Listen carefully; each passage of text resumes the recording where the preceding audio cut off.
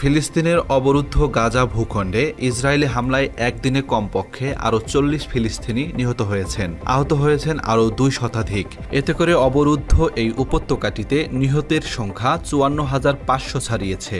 সহায়তার নামে জড়ো করে ফিলিস্তিনিদের ওপর চালানো হচ্ছে এলোপাতাড়ি গুলি, খাদ্যের আশায় লাইনে দাঁড়ানো কিংবা এক মুঠো আটা বা তেল সংগ্রহের চেষ্টা। এ সাধারণ মানবিক প্রয়াসেই এখন লাশ হতে হচ্ছে ফিলিস্তিনিদের।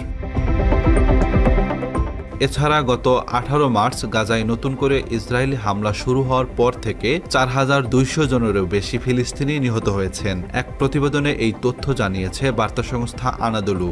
মঙ্গলবার পর্যন্ত ৮ দিনে মার্কিন সমর্থিত গাজা মানবিক ফাউন্ডেশনের ত্রাণ বিতরণ কেন্দ্রগুলোয় ইসরায়েলি বাহিনীর গুলিতে নিহত হয়েছেন কমপক্ষে ১০২ জন ক্ষুধার্ত ফিলিস্তিনি। আহত হয়েছেন আরও শতাধিক।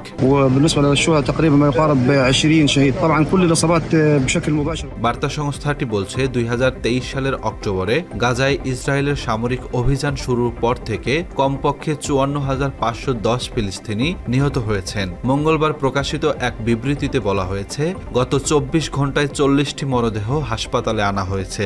একই সময় আহত হয়েছেন আরও ২০৮ জন। ফলে মোট আহতর সংখ্যা দাঁড়িয়েছে ১,২৪,৯০১ জনে।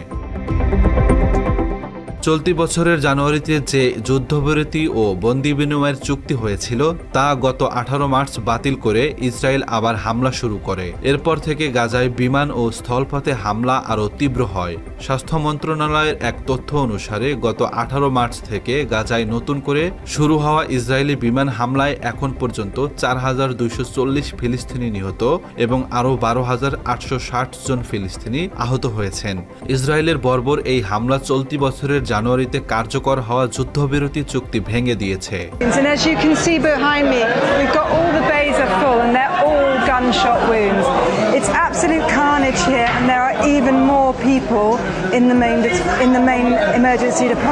জাতিসংঘের মতে ইসরায়েলের বর্বর আক্রমণের কারণে গাজায় প্রায় ৯০% ফিলিস্তিনি বাস্তুচ্যুত হয়েছিলেন।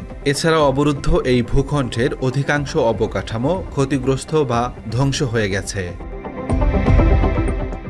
এর আগে গত বছরের নভেম্বরে আন্তর্জাতিক অপরাধ আদালত গাজায় যুদ্ধাপরাধ এবং মানবতা বিরোধী অপরাধের জন্য ইসরায়েলি প্রধানমন্ত্রী বেঞ্জামিন নেতানিয়াহু এবং তার সাবেক প্রতিরক্ষা মন্ত্রী ইয়োভ গ্যালান্টের বিরুদ্ধে গ্রেপ্তারি পরোয়ানা জারি করে। অবরুদ্ধ এই ভূখণ্ডে আগ্রাসনের জন্য আন্তর্জাতিক বিচার আদালতে গণহত্যার মামলায় মুখোমুখি হয়েছে ইসরায়েল। আব্দুল্লাহ শেখ, বাংলা এডিশন।